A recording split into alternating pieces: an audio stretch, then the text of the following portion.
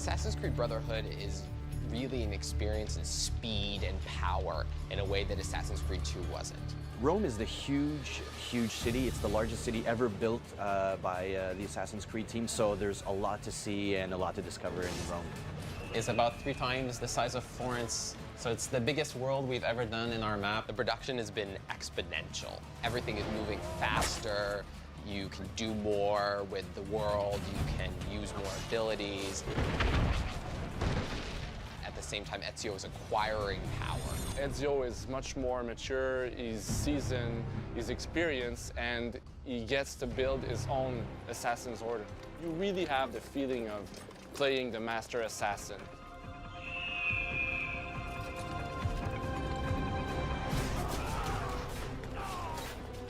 We have what we call memorable moments. Places in the game where we wanted the player to feel really like an epic mission.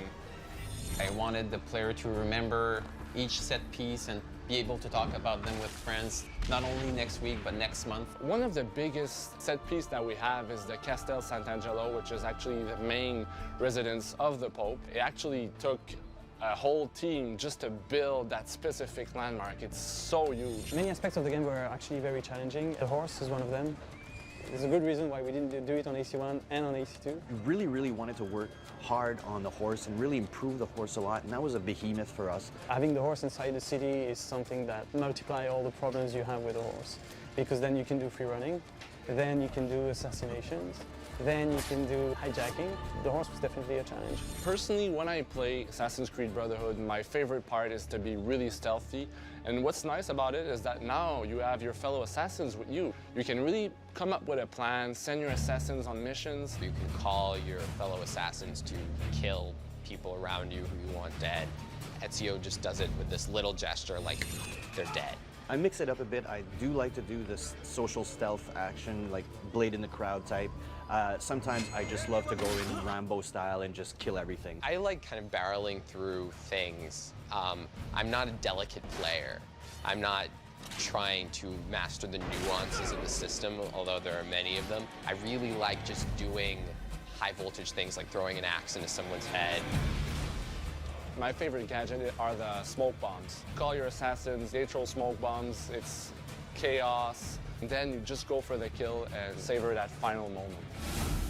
We've been toying around with the multiplayer idea for a while now, for a good 2-3 years. Having a multiplayer in Assassin's Creed game sounds weird because we're an action-adventure game, but it's something the players were telling us that they wanted to do. It was really important to give the player the same kind of feeling that he experienced in the single-player aspect of the game, but in multiplayer. It would have been easy to just slap on a deathmatch multiplayer, and I think it would have done a disservice to our core fan base. It had to be really smart. It's not a frag game, it's not a deathmatch, it's not how many people you kill, but how you kill them.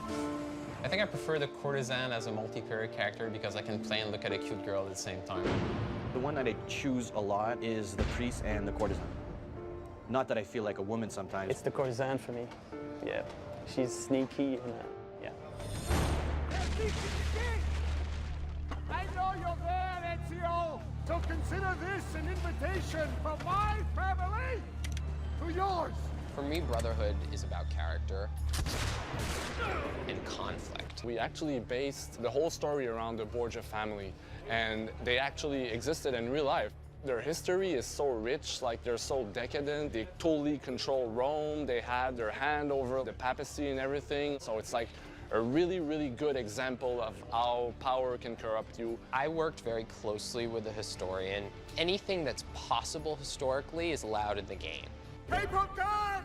We're never going to have anything in the game that history directly contradicts. That doesn't mean that we don't imagine events that could have happened. Ready to go again? You don't need to ask. One should always have the freedom to choose. The struggle between the Assassins and the Templars is part of this universal push-pull between control and freedom. The Templars are all about control over the mass, telling people what to think, telling people what morals to have, what's right and wrong. And the Assassins represent freedom of thought, freedom of choice. A lot of gamers talk about how our endings are like cliffhangers, but I think the Assassin's Creed game, like any season finale, deserves such an ending.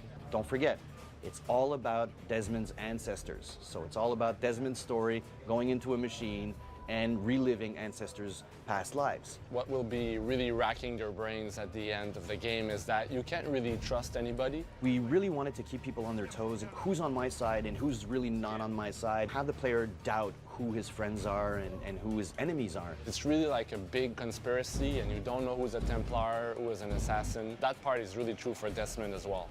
You start to see how messages from the past are being conveyed to Desmond in the present, and we're building to something really big.